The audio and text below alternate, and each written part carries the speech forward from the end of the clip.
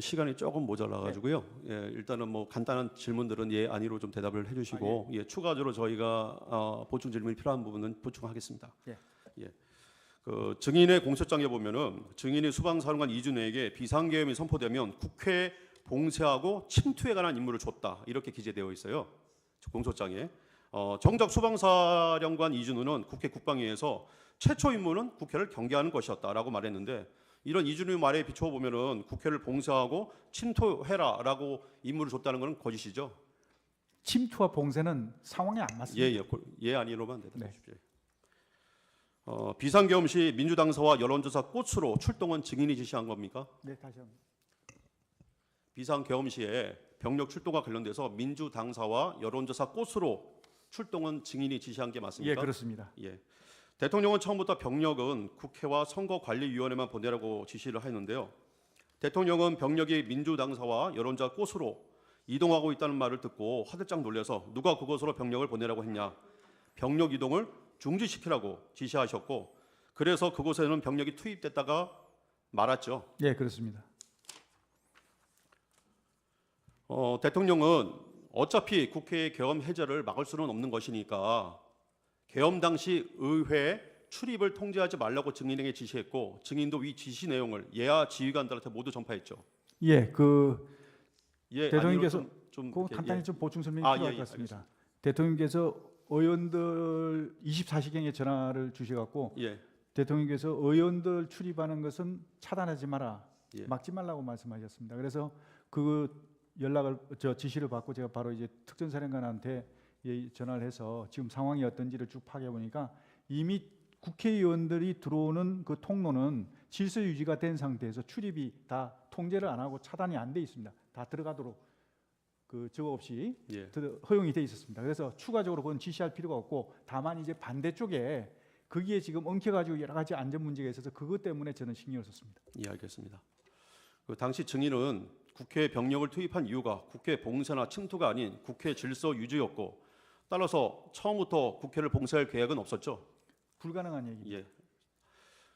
증인의 공소장에는 대통령이 수방사령관 이준호에게 2024년 12월 4일 00시 30분부터 01시경까지 경에 전화를 해서 본회의장으로 들어가서 사명 일개조로 한 명씩 들쳐업고 나와라 라고 지시했다고 기재되어 있습니다.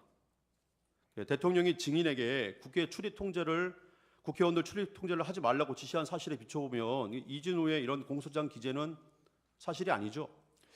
제가 이해가 안 가는 게 24시경에 대통령께서 전화 주셔갖고 국회의원들 출입하는 것은 차단하지 말고 막지 마라 그렇게 말씀을 하셨는데 불과 20-30분 후에 반대되는 말씀을 하셨다는 게 이해가 안 갑니다. 그리고 또 그런 지시를 하시려면 저를 통해서 하시지 않았겠습니까? 예, 알겠습니다. 다음 질문하겠습니다. 국회 소추단 주장과 검찰 공소장에 따르면 대통령이 또다시 수방사령관 이준호한테 전화해서 아직도 못 갔냐? 뭐 하고 있냐? 문 부수고 들어가서 끌어내. 총을 쏴서라도 문 부수고 들어가서 끌어내라. 라고 지시한 것처럼 기재되어 있습니다. 근데 같은 공소장 기재의 내용에 의하더라도 당시 수방사 병력 중에 35특임대 37명만이 겨우 국회 울타리를 넘은 상태였고 나머지 병력은 다 여의도 한강공원, 그다음에 인근 도로, 서강대교 위에 위치하고 있었습니다. 또 이에 그 직전에 대통령도 수방사령관 이준호한테 전화를 해가지고 국회 상황을 물었고 이에 그 이준호가 시민들이 많아서 국회를 들어갈 수 없다는 보고를 이미 받은 상태였는데 또 실탄을 소지한 병력은 단 한 명도 없었고 대통령이 실탄을 소지하지 말라고 강조해서 지시까지 또 하였고 또 군 지휘관들은 국회 증언이라는 데서 실탄을 소지한 바 없다고 증언까지 했었는데 총을 쏴서라도 지시를 했다는 것은 납득할 수 없는 거죠. 맞습니다. 예. 그 증인의 공소장에 보면 대통령이 01시 03분경에 그러니까 이미 계엄 해제가 요구안이 다 통과되고 난 다음입니다. 수방사령관 이준호에게 또 전화를 해서 국회의원이 190명 들어왔는데 실제로 190명 들어왔다는 것은 확인도 안 되는 것이니 그러니까 내가 계엄 선포 전에 병력을 미리 움직여야 된다고 했는데 다들 반대해서 안 됐다. 그러면서 그래도 내가 2번, 3번 계엄령 선포하면 되는 거니까 계속 진행해. 이렇게 지시했다고 기재되어 있는데요. 이는 사실과 다르죠. 그것도 이해할 수 없습니다. 예, 그렇죠. 국회 요구 의결이 공 1시에 있었는데 공 1시 3분에 어떻게 이런 지시를 하겠습니까? 그 다음 질문하겠습니다. 대통령은 계엄 선포 후에 병력을 투입하고 지시한 바 있어 계엄 선포 전에는 병력을 움직였어야 된다라고 하는 말은 사실과 다르죠. 그렇습니다. 예. 대통령이 짧게 경고성 계엄을 한다고 누차 강조한 점에 비춰보면은 계엄을 2번, 3번 한다라고 말했다는 건 사실이 아니죠. 그렇습니다. 예. 정현의 공소장을 보면 2024년 12월 4일 00시 20분경에 대통령이 특전사령관 곽종근에게 아직 국회 내에 의결 종족수가 안 채워진 것 같으니 빨리 국회 안으로 들어가서 의사당 안에 있는 사람들을 데리고 나와라. 문짝을 도끼로 부수고서라도 안으로 들어가서 다 끄집어내라. 라고 지시하였다는데요.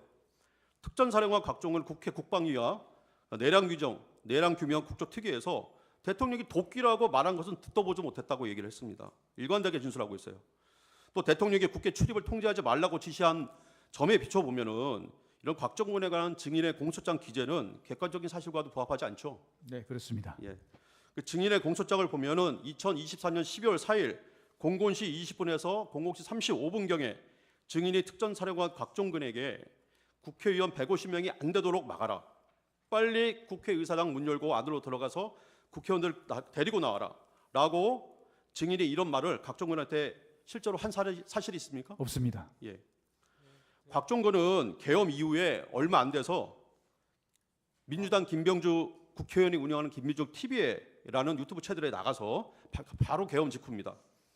김병주가 곽종근에게 의원들을 끌어내라라고 지시한 건 맞죠? 라고 하면서 유도 질문을 하여 마치 증인이 국회의원을 끌어내라고 곽종근한테 지시한 것처럼 하였는데 사실은 증인이 특전사령관 곽종근으로부터 국회 내 상황을 듣고서 너무 혼잡하다는 보고를 받고 사상자가 생길 수 있다는 판단에 의원이 아니라 요원을 그죠?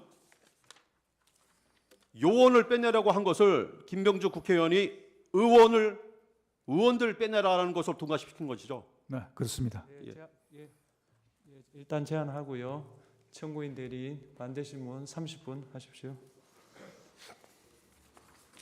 대법원장님 자리 좀 변경을 허락해 주셨습니다. 예.